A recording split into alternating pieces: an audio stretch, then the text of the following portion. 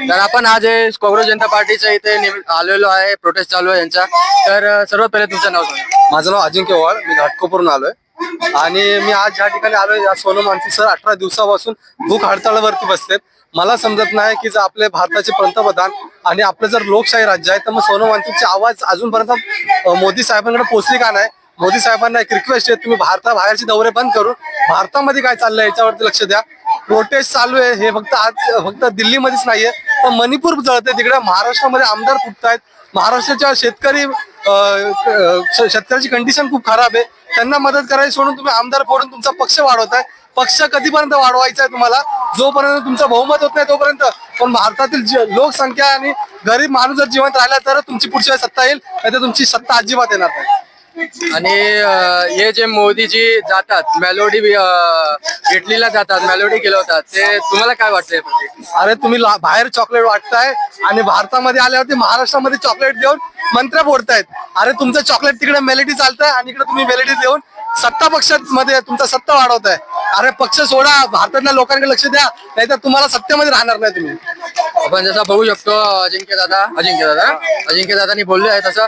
आणि आज सोनम सरांचा 20वा दिवस आहे उपोषणाचा 20वा दिवस आहे. एखादा माणूस एवढं कष्ट म्हणजे करून 20 दिवस एवढा उपोषण भुका राहून कसं म्हणजे काय करू शकतो एक माणूस? मला सांगताय की आपण 1-2 दिवस पण उपाशी राहू शकत नाही, पण त्यांनी 18-19 दिवस पूर्ण केलेत. मला सांगा, त्यांनी त्यांच्या रक्ताचं पाणी केलंय. कोणासाठी केलंय? आपल्या युथ साठी, आपल्या जनरेशन साठी, कारण फ्युचर चांगलं व्हावं आपलं म्हणून. कारण की असे लोक जे धर्मेंद्र प्रधान सारखे लोक जर खुर्चीवर बसलेले असतील तर आपल्या देशाची प्रगती पुढे जाणार आहे. जर शिक्षण संस्था, सगळ्यात महत्वाचा पाया म्हणजे शिक्षण आहे, आणि ते शिक्षणासाठी जर लागणारा खर्च आहे ते सामान्य जनता उचलत असते आणि आपल्या पोरांना शिकवत असते, मग पुढच्या वेळेस पासून लोक शिकवणारच नाही. लोक असेच राहतील.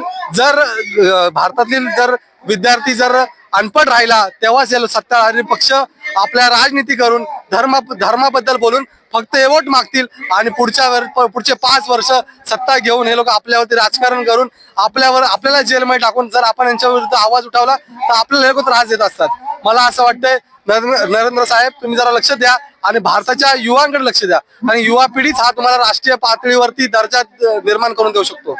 तुम्हाला असं माहितच असेल सोनम वांगचुक सर आपल्यासाठी करतात, विद्यार्थ्यांसाठी करतात. तरीही इकडे आपण पाहू शकतो की मोजूनच काही 200-300 विद्यार्थी आले आहेत. बाकी विद्यार्थ्यांपर्यंत आपली गोष्ट पोहोचत नाही आहे की त्यांना समजायचं नाही की आपलं फ्युचर डार्क मध्ये चाललेलं आहे. नाही, सगळ्यांना ही गोष्ट समजते, सगळेजण सपोर्ट करतायत. फक्त एवढंच आहे, काही लोकांचा सपोर्ट जो आहे तो छुप्या पद्धतीने आहे.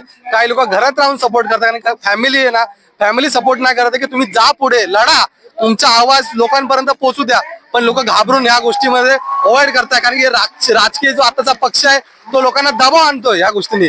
आता जे पेट्रोलचा पण इश्यू चालू आहे गडकरी साहेबांचा, त्यात पण डिफेमेशनची केस लावतायत.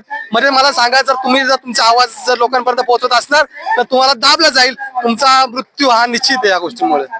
म्हणजे आजकालचा हा जो राजकारण करताय ते डायरेक्ट मारण्या बिरण्यावर पोहोचतोय, असं डायरेक्ट धमक्यांवर पोहोचतायत. या भीतीचं वातावरण निर्माण झालं लोकांमध्ये, त्यामुळे युथ पुढे येत नाही. पण मला असं वाटतंय लढायचं आहे आपल्याला, कारण की लढल्या तरच आपला फायदा आहे, नाहीतर आपलं पूर्ण जनरेशन पुढचं खराब होणार आहे.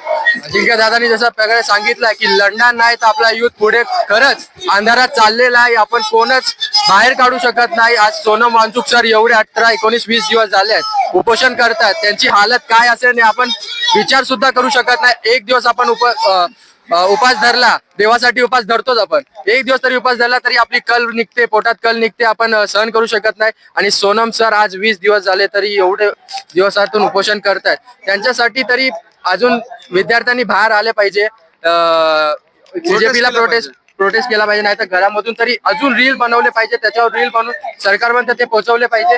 आणि संदेश दिला पाहिजे युथला आणि आपल्या फॅमिलीला पण. जर आपण लढणार नाही तर मग जग पुढे जाणार कसं आणि भारताचा विकास होणार कसा? युथच भारताचा विकास घडू शकते, आणि युथ जर मागे राहिला तर विकास कधी शक्य नाही. आणि बीजेपी सत्ता सरकारला सुद्धा माहिती आहे, पण ते त्यांचे पोट भरण्यात व्यस्त आहेत.